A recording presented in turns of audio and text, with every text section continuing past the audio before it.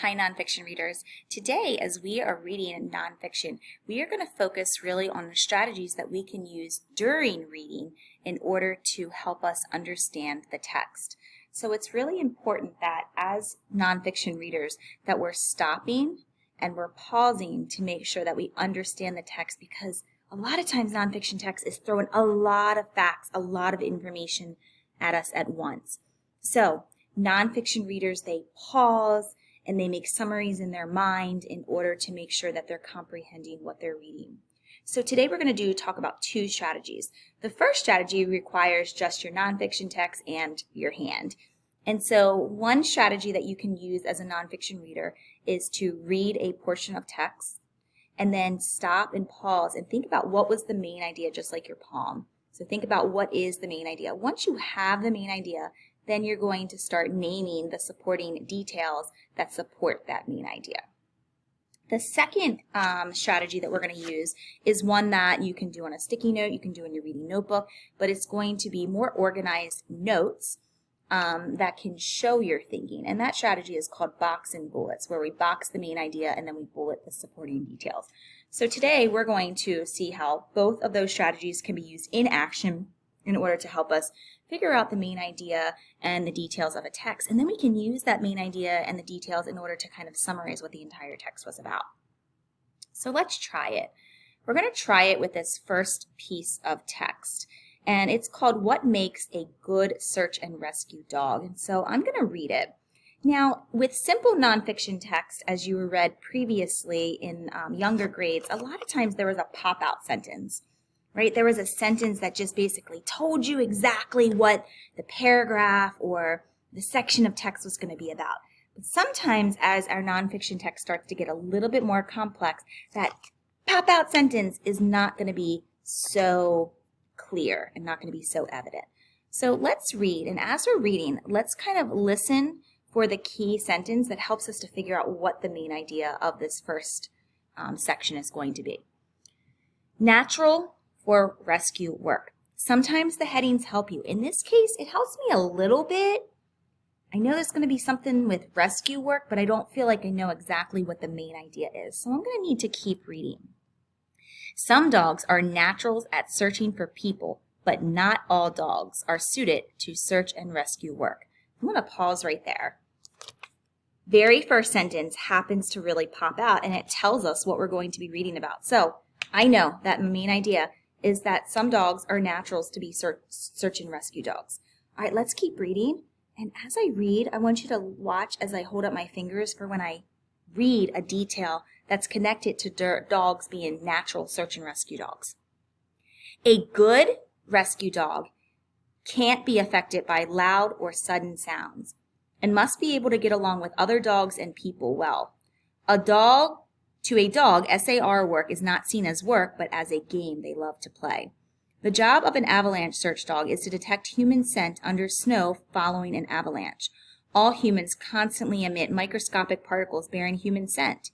These particles become airborne by the millions and can be carried by the wind for considerable distances. Dogs have a very keen sense of smell, having 220 million scent receptors. Humans have 5 million. They can use this scent to locate people, something humans cannot do. According to the Land Search and Rescue, Nevada, a highly trained avalanche dog is the equivalent to approximately 20 people on foot and can search the same area in an eighth of a time. One dog can search 1 acre in approximately 30 minutes, where it takes 20 people 4 hours to search the same area. So let's pause right there as we think about the main idea is that search and rescue dogs are natural, right? They have the ability to naturally search for things and to rescue people. And then some of the details is that they can't be affected by loud noises. They have to be able to get along with people and dogs well. And they have to see their work as a game. So they have to love to play. So those are a couple of the key details. All right, let's keep reading. And the second strategy that I'm going to show you is box and bullets.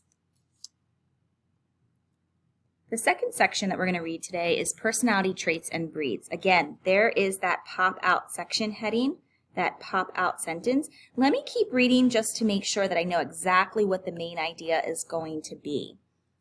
Being involved in a search and rescue work is a rewarding experience for a dog. It is a challenge both physically and mentally, but most importantly, it's a lot of fun. A dog's personality and characteristics from its breeding are two of the most important factors in whether a dog will be suited to rescue work. So I'm going to pause right there because the last sentence really pops out as telling us that a dog's personality and characteristics are the most important factors if a dog can be a search and rescue dog. So what I'm going to do is I'm going to go to my notebook and I'm going to start with a box. All right, so for box and bullets, I'm going to write my main idea. And so we said the main idea for personality and characteristics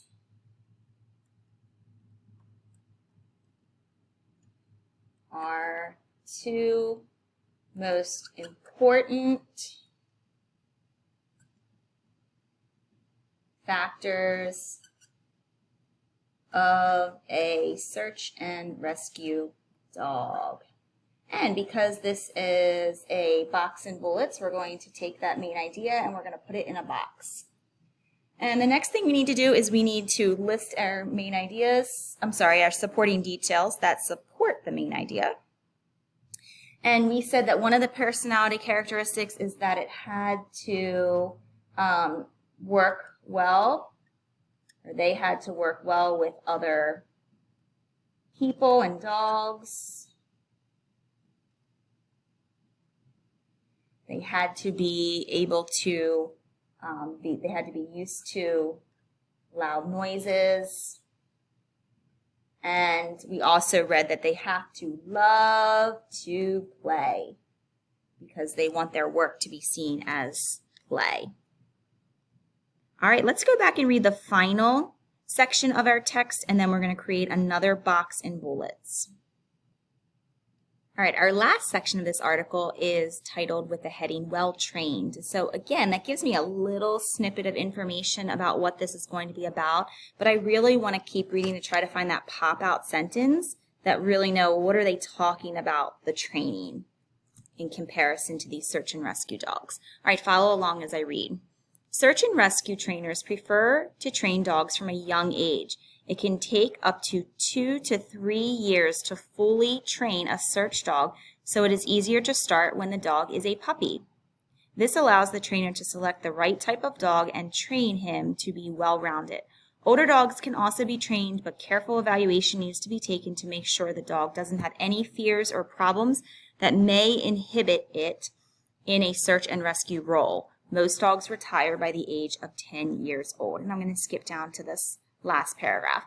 A search dog's daily life affects their ability to do search and rescue.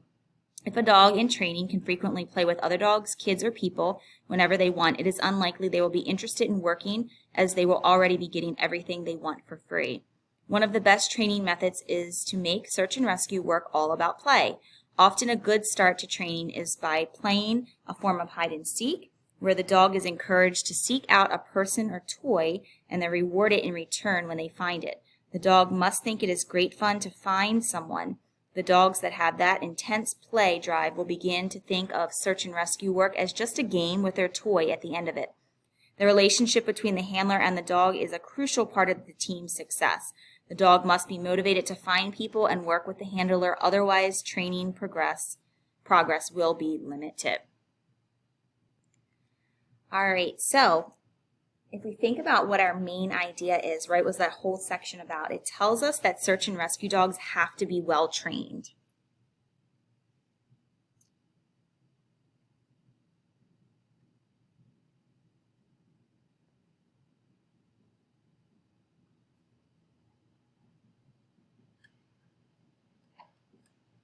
And I'm going to put a box around that because that is our main idea. All right, now we need to list some supporting details. So the first thing is that they said well trained. Well, they said that it takes 2 to 3 years to train a search and rescue dog.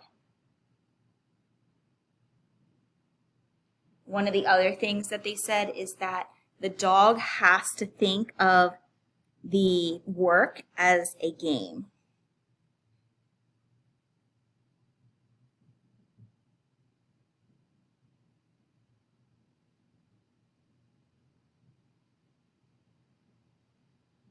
And I'm going to put work in quotation marks because the dogs don't see it as work, even though they're doing a really important job.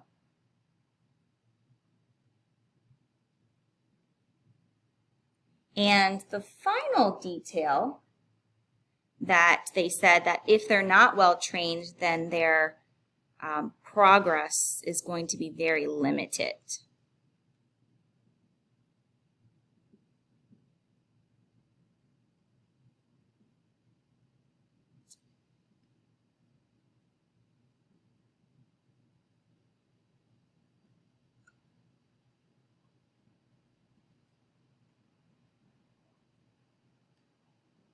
And if their progress is limited, that means they won't do a great job and therefore they won't be able to find people. So again, we have our main idea, we've listed our details, and we did this in a box and bullets because that's something that we can have in our notebook and show evidence of our nonfiction learning.